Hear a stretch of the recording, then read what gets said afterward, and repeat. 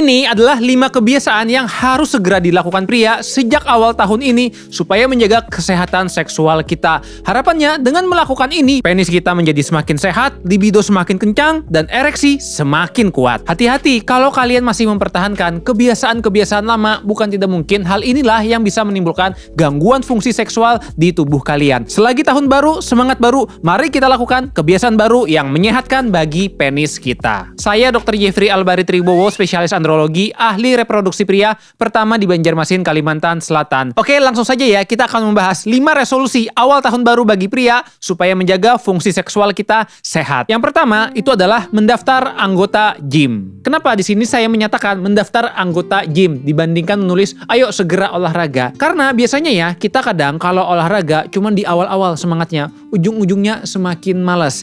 Berbanding terbalik ya, kalau misalnya di awal tahun ini kita memutuskan untuk menjadi member sebuah gym. Apalagi kalau kita daftarnya langsung tahunan. Biasanya kalau kita sudah mengeluarkan uang, barulah kita akan termotivasi untuk melakukan.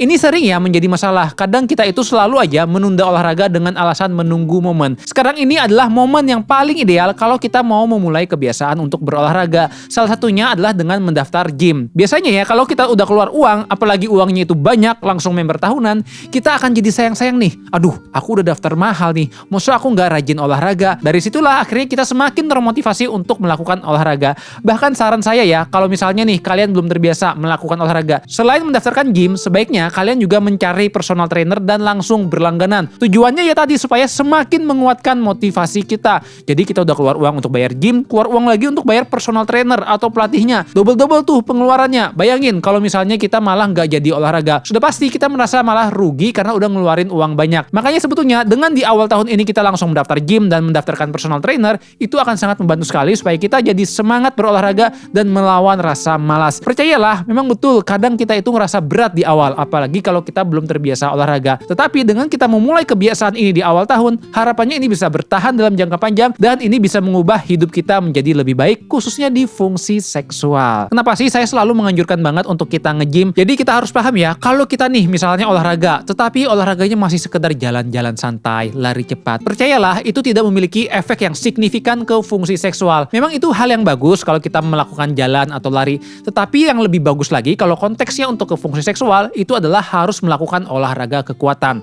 sebanyak 2-3 kali seminggu. Jadi misalnya ya di hari pertama kita latih tuh bagian otot-otot atas di lengan, bahu, kemudian di daerah tangan, perut. Baru di hari selanjutnya kita latih lagi otot-otot yang di bagian bawah, otot-otot paha, otot-otot betis, kemudian otot di daerah bokong dan sekitaran penis. Ini akan sangat membantu sekali meningkatkan hormon testosteron. Bahkan ya biasanya orang kalau habis nge-gym dia ngerasain tuh menjadi gairahnya meningkat dan bawaannya langsung sange. Makanya sebetulnya dengan kita aktif nge-gym, olahraga, selain meningkatkan testosteron, ini juga menjadi semacam Viagra alami tubuh kita supaya kita menjadi semangat dan bisa memiliki performa di ranjang yang lebih mantap. Oke, kita lanjut lagi ya. Kebiasaan yang harus dilakukan di awal tahun, yaitu adalah melakukan medical check up. Kalau misalnya ya kita punya mobil nih, mobil kesayangan. Biasanya setiap 6 bulan sekali pasti kita melakukan servis berkala dong ke bengkel. Padahal mungkin mobilnya masih bagus-bagus aja, jalannya juga lancar tanpa pernah ngadat, tetapi kita selalu rutin membawanya ke bengkel untuk dicek dan diperbaiki, juga ganti oli dan perawatan lainnya. Bayangin, mobil yang mesin aja kita rawat secara rutin tanpa menunggu keluhan. Maksud kita tidak melakukan hal yang sama ke tubuh kita. Saran saya ya, kita jangan menunggu ada penyakit di tubuh barulah kita mau periksa dan berobat. Sedini mungkin itu akan jauh lebih baik. Dengan kita menjaga kesehatan tubuh, itu fungsi seksual akan sangat lebih sehat. Apa aja nih yang harus dilakukan di medical check up? Biasanya ya di rumah sakit dia tuh sudah menyediakan paket medical check up. Yang umumnya harus diperiksa itu adalah antara lain gula darah puasa, gula darah 2 jam setelah makan, HbA1c atau penanda gula dalam 3 bulan, kolesterol total, HDL, LDL, trigliserid, asam urat, juga tekanan darah. 9 komponen ini merupakan komponen dasar yang sebetulnya juga bisa menjaga fungsi seksual kita. Jangan sepelekan ya, kadang gula yang tinggi atau kolesterol yang tinggi itu belum ada gejala yang khas di tubuh kita. Tetapi bukan berarti hal ini aman untuk kita biarkan. Jangan salah, kalau ternyata angkanya ini sudah tinggi dan membutuhkan penanganan, maka sangat disarankan kita mencoba memperbaiki pola hidup. Tetapi kalau tidak membaik juga, sangat penting kita harus mengonsumsi obat-obat sesuai anjuran dokter, bahkan tanpa ada gejala sekalipun. Karena nih, kalau misalnya ya kita membiarkan tunggu ada gejala, kalau sudah timbul gejala, itu justru menunjukkan kerusakan di tubuh kita itu sudah semakin parah. Ingat analogi mobil tadi, kita nggak nunggu mobil tersebut mogok baru diservis, melainkan kita lakukan perawatannya secara rutin. Kemudian saran saya ya, kalau misalnya kalian memiliki anggaran berlebih, jangan lupa juga untuk memeriksa hormon-hormon tubuh lain yang memiliki manfaat baik untuk fungsi reproduksi. Salah satunya pada pria itu adalah ada yang namanya hormon testosteron. Hormon testosteron inilah yang memiliki peranan sangat penting untuk fungsi seksual pria. Biasanya kalau pria itu semakin tua, hormon testosteronnya semakin rendah. Kalau hormon testosteron rendah, ini yang bisa mengakibatkan gejala sangat luas di tubuh pria. Dia ngerasa mudah capek, mudah ngantuk, mudah tersinggung, moodnya nggak stabil, lalu juga gairah rendah, dan bahkan ereksinya juga menjadi terganggu. Ketika hormon testosteron ini rendah, kemudian dilakukan terapi penambahan testosteron oleh dokter andrologi, ini akan sangat membantu sekali supaya memperbaiki kualitas hidup kita sehingga seorang pria bisa sehat, perkasa kembali. Tetapi perlu dipahami juga ya, pemeriksaan testosteron ini kadang belum seluruh rumah sakit ada. Biasanya dia ada di laboratorium tertentu atau mungkin di rumah sakit yang fasilitasnya lebih lengkap, mereka sudah menyediakan hormon testosteron. Ketika kita sudah mengecek hormon testosteron, jangan lupa juga untuk membawa hasilnya, konsultasikan dengan dokter andrologi terdekat. Kira-kira dari hasil hormon tersebut, apakah masih normal atau jangan-jangan sudah ada gejala dan indikasi untuk terapi penambahan hormon testosteron. Baik, sebelum kita lanjut, di sini saya minta tolong ya untuk kalian mengklik tombol subscribe di bawah ini. Karena ini akan sangat membantu supaya saya semangat bikin konten dan kalian tidak ketinggalan ketika ada edukasi-edukasi selanjutnya seputar menjaga keperkasaan pria. Oke, lanjut lagi ya, kita ke resolusi nomor 3, yaitu adalah memperhatikan gizi makanan. Selama ini mungkin kita kalau makan ya ngasal aja ya, makan apa yang ada, snack kita makan kalau memang lagi pengen. Tetapi sebetulnya ya, ini yang sering mengakibatkan masalah di tubuh kita. Penyebab kenapa gula bisa tinggi, kolesterol tinggi, itu adalah dikarenakan kita tidak menjaga pola makan. Saran saya, kalau kita mau memperhatikan kandungan gizi dari makanan yang kita masukkan ke mulut, itu akan sangat bermanfaat sekali untuk kesehatan tubuh kita. Jadi kita harus paham ya, kalau misalnya nih, kita mau beli snack atau mau beli minuman-minuman kemasan, coba deh kalian luangkan waktu 1 menit aja, lihat kandungan gizi di kemasan tersebut. Biasanya ada ya tulisan berapa kandungan gula, protein, lemak, garam, dan vitamin-vitamin lainnya.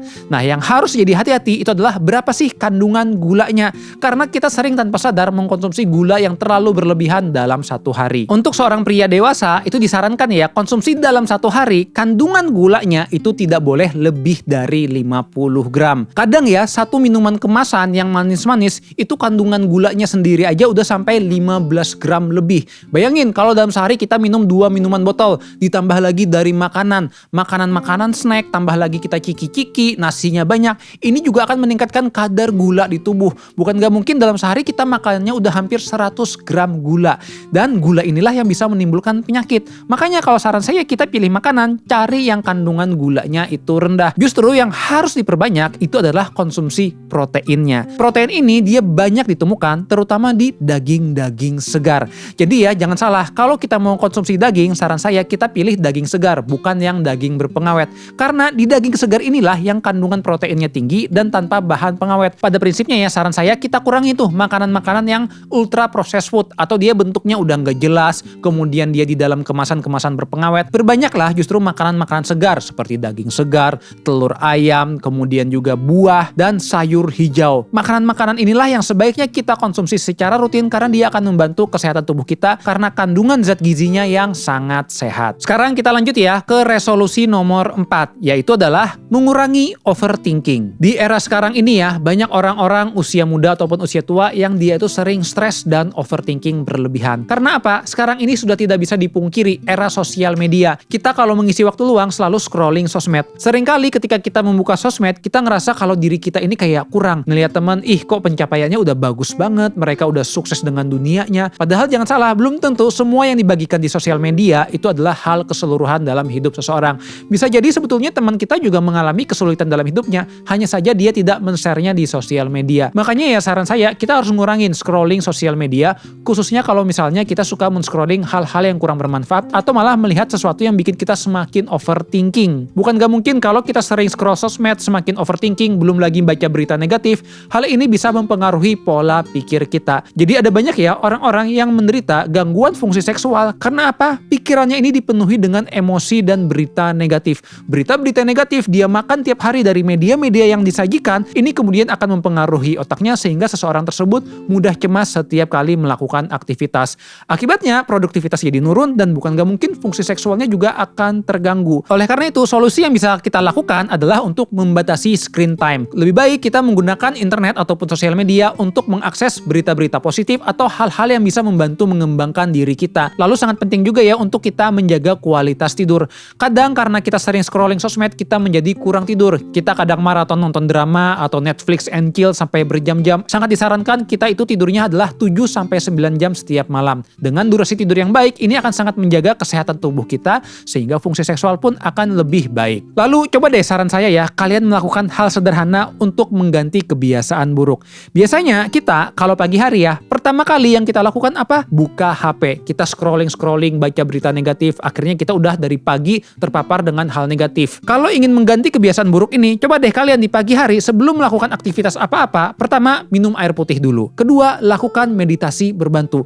Kalian buka aja ya di YouTube, searching keywordnya itu adalah meditasi pagi hari. Ada banyak banget ya video-video gratis yang menyajikan bagaimana nih teknik meditasi. Coba kalian lakukan ini rutin secara 1 minggu berturut-turut, kalian akan merasakan kualitas hidup kalian menjadi lebih baik. Tambahan lagi ya, saran saya, kalau misalnya nih malam hari sebelum kalian tidur, coba deh dibanding kalian scrolling, kalian melakukan yang namanya itu adalah metode journaling. Journaling itu adalah dengan kita menulis kayak semacam diary mungkin ya kalau kita waktu kecil dulu. Nah, nulisnya boleh di buku dengan pulpen atau mungkin di note handphone kita. Kita tulis aja tuh di dalam note tersebut apa yang sudah kita lakukan dalam satu hari ini. Kemudian tulis lagi apa perasaan kita, apa harapan kita untuk keesokan harinya, apa pelajaran yang kita bisa petik. Dengan kita melakukan metode journaling ini akan sangat membantu loh untuk mengeluarkan emosi-emosi negatif di tubuh kita. Dibanding nih kalau misalnya kita ada masalah emosi negatif, kita salurkannya di sosial media. Itu kan kadang kurang bijak ya, ada orang lain baca malah kesinggung. Lebih baik kita melakukan metode journaling ini. Dengan kalian melakukan meditasi setiap pagi, journaling di malam hari, dan memiliki kualitas tidur yang cukup setiap malamnya, ini akan sangat membantu mengurangi overthinking dan stres sehingga fungsi seksual kita menjadi lebih optimal. Oke, resolusi terakhir, yaitu adalah mengurangi konsumsi pornografi. Ini kebiasaan para insan colikiawan ya, niatnya selalu bilang, oke, mulai awal tahun ini aku akan berhenti ngebokep. Tapi ujung-ujungnya apa? Baru 1 hari 2 hari, udah ngebokep lagi. Tiap hari ngocok terus kerjaannya di kamar. Kebiasaan nonton bokep dan mengocok setiap hari, apalagi sampai kecanduan, merupakan hal yang sangat tidak sehat dan bisa merusak keseimbangan otak kita. Bahkan ya, kalau kita udah kecanduan parah, otak kita tuh menjadi semacam kebas. Kita pengen dopamin yang lebih tinggi. Makanya sering timbul tuh genre bokep yang aneh-aneh dan kita menjadi sulit puas. Ini yang mengakibatkan ya, pada seorang pecandu berat, akhirnya dia ngerasa hidupnya hampa. Dia tidak menemukan kebahagiaan dari hal-hal sederhana. Saran saya, di awal tahun ini, ayo mulai bulatkan tekad kalau memang kalian ingin mengurangi kecanduan pornografi, segera kurangi dimulai dari sekarang. Mungkin kalian akan kesulitan ya kalau misalnya berhenti total. Gimana kalau kita menyusun resolusinya dengan cara menurunkan bertahap? Kalau dulu kalian ngocoknya itu dalam seminggu setiap hari 7 kali seminggu, maka di awal tahun ini kalian kurangi menjadi setengahnya, dari 7 kali seminggu jadi 3 kali seminggu. Paling maksimal. Nah, harapannya dengan kita melakukan ini selama kurun waktu tertentu, kedepannya bisa kita kurangi lagi dari 3 kali seminggu jadi 2 kali seminggu. Bahkan bukan tidak mungkin nantinya kita bisa menemukan dosis aman yang tidak mengganggu kesehatan tubuh dan otak kita. Pada kalian yang udah kecanduan parah ya, hati-hati, ini juga bisa loh mengganggu fungsi seksual. Beberapa kali saya nemuin ada pria yang dia menjadi berkurang gairahnya dengan pasangan. Karena apa? Dia udah kecanduan pornografi. Pornografinya genre ekstrim. Alhasil dia pengennya hal yang ekstrim juga, ngelihat pasangannya menjadi biasa aja. Atau mungkin bisa timbul disfungsi ereksi karena kecanduan yang parah. Kebiasaan nonton bokep dan ngocok dengan teknik yang aneh, akhirnya dia sulit mencapai ereksi dengan cara yang normal dengan pasangan. Makanya saran saya, jangan sepelekan kondisi kecanduan pornografi dan masturbasi ini. Terkait apa aja nih metode-metode dan langkah yang bisa kita lakukan untuk mengurangi kecanduan pornografi dan masturbasi, saya sudah pernah loh membuat video yang membahas hal ini. Di sini saya membagikan ya 3 tips untuk mengurangi kecanduan tersebut. Kalau kalian ingin menyaksikannya, bisa klik link video berikut ini. Terima kasih sudah menyaksikan.